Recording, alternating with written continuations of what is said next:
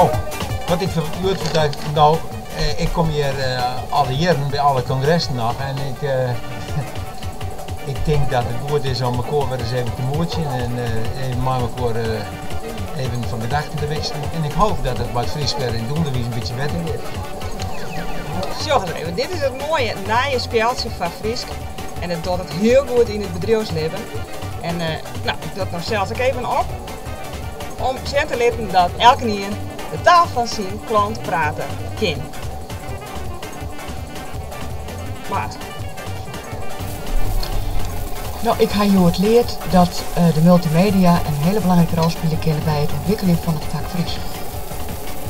En verder weet ik heel gezellig om al je collega's te treffen.